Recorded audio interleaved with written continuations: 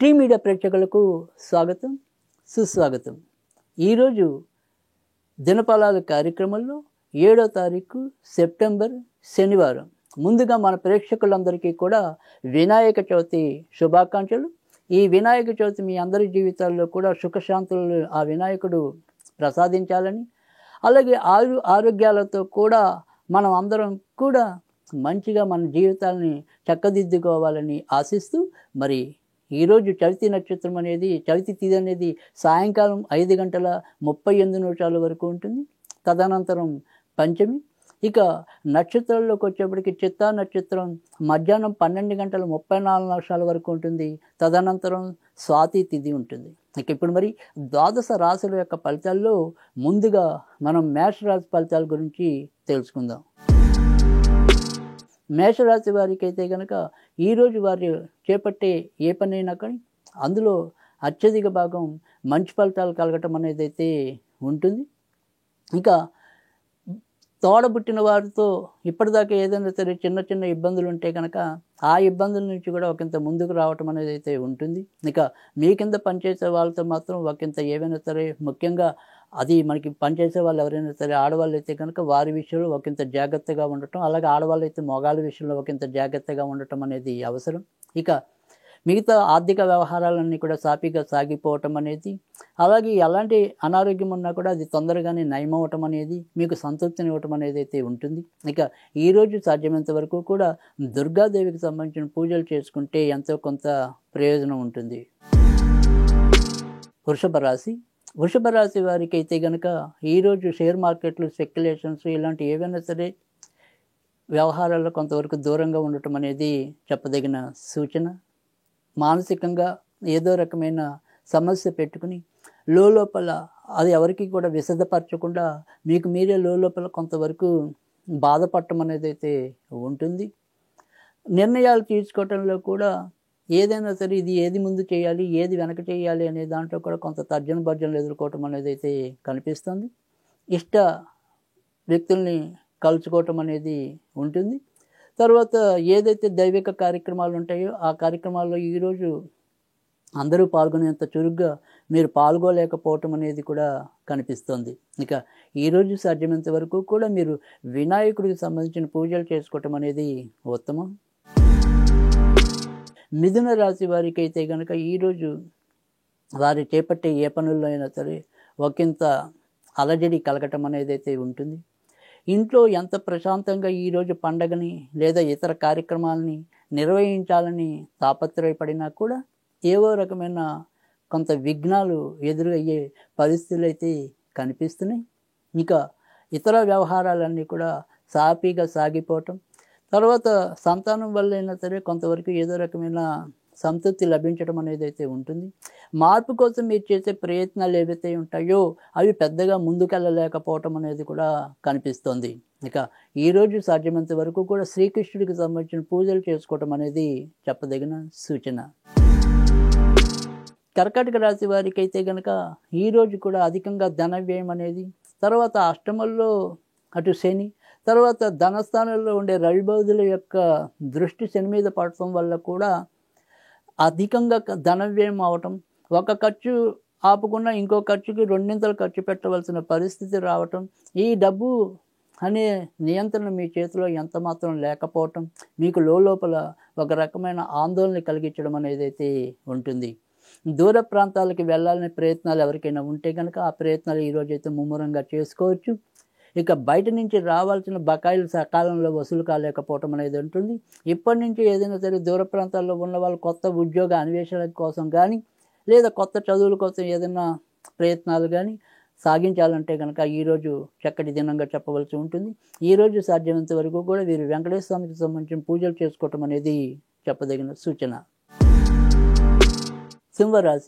సింహరాశి వారికి అయితే కనుక వృత్తి ఉద్యోగాల్లో అనుకోని చికాకులు ఏర్పడటం అనేది అయితే ఉంటుంది. ఎంత పరిశ్రమ చేసినప్పటికీ కూడా దానికి తగినంత రాబడి లేకపోవటం, గుర్తింపు లేకపోవటం, మానసికంగా చికాకు కలిగించడం అనేది కూడా అధికంగా కనిపిస్తుంది.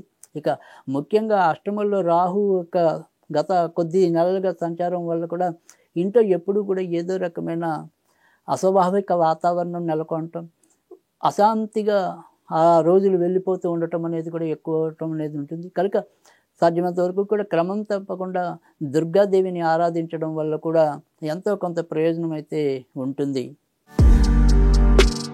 కన్యా రాశి వారికి అయితే కనుక ఈరోజు ఆర్థికంగా కొంతవరకు నష్టపోయే సూచనలు అధికంగా కనిపిస్తున్నాయి. కనుక ఆర్థిక వ్యవహారాల్లో ఒకంత జాగ్రత్తగా ఉండటం అనేది మంచిది.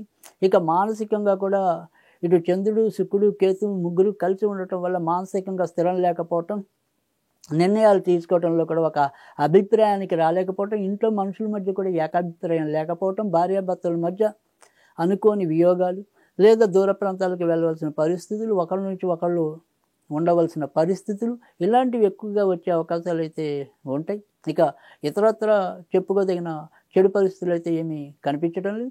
ఈరోజు సాధ్యమైనంత వరకు కూడా వీరు అమ్మవారికి సంబంధించిన పూజలు చేసుకోవటం అనేది ఉత్తమం. తులారాశి వారు ఈరోజు సాధ్యమైనంత వరకు కూడా ఆడవాళ్ళతో కొంతవరకు జాగ్రత్తగా ఉండాలి.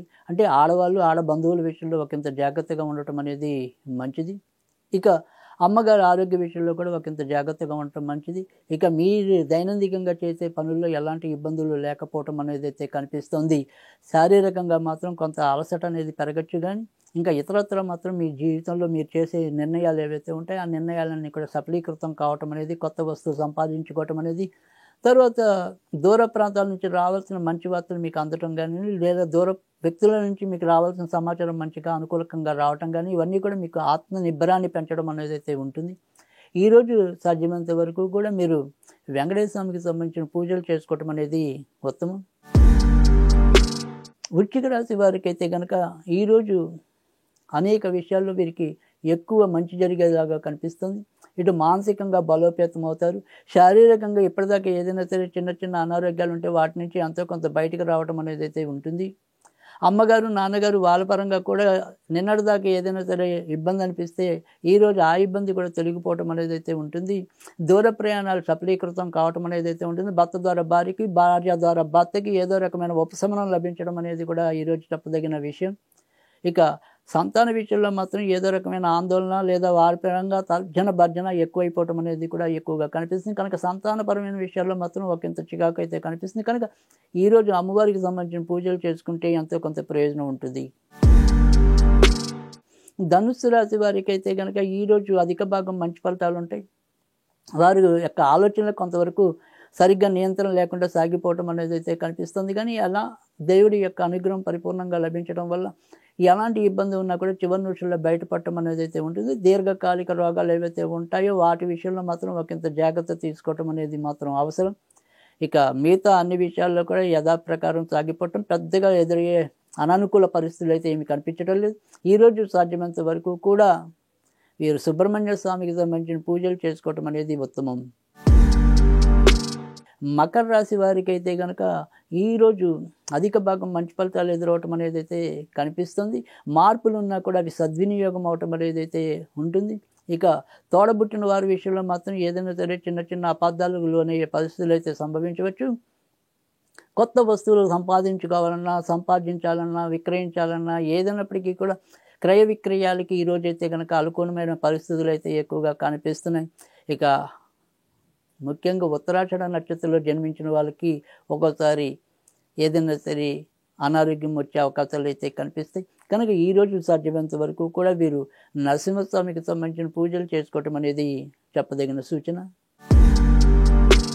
మకర రాశి వారికి అయితే కనుక ఈరోజు మిశ్రమ ఫలితాలు ఎక్కువగా ఉండడం అనేది అయితే, కుంభరాశి వారికి ఈరోజు ఎక్కువగా మరి వ్యతిరేక ఫలితాలు వచ్చే అవకాశాలు అయితే ఎక్కువగా కనిపిస్తున్నాయి.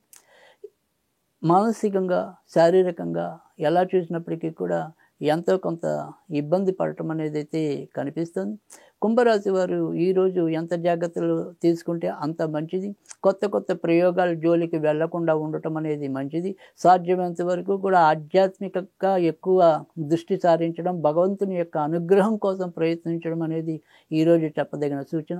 ఈరోజు సాధ్యమైనంత వరకు కూడా వీరు వినాయకుడికి సంబంధించిన పూజలు చేసుకోవటం అనేది ఉత్తమం. మీనరాశి వారికి అయితే కనుక ఈరోజు మిశ్రమ ఫలితాలు ఎక్కువగా ఉంటాయి. కాసేపు ఆనందం, కాసేపు ఏదో ఒక రకమైన ఉద్విగ్నత, ఈ రకంగా అంటే మిశ్రమ ఫలితాలు ఎక్కువ, మంచి చెడు కలబోతగా ఈరోజు సాగిపోవటం అనేది అయితే ఉంటుంది. ఇంట్లో ఏదైనా సరే ఒక రకమైన వాగ్వివాద పరిస్థితులు చోటు చేసుకోవటం, అలాగే క్షణం ఆనందము అంతలోనే ఏదో రకంగా ఆవిరైపోతూ ఉండటం, ఈ రకంగా ఇబ్బంది పడటం అనేది అయితే ఉంటుంది. దూర ప్రయాణాలు యోగిస్తాయి.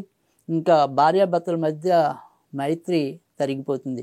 ఇక ఈరోజు సాధ్యమైనంత వరకు కూడా వీరు దుర్గాదేవికి సంబంధించిన పూజలు చేసుకోవటం అనేది ఉత్తమం.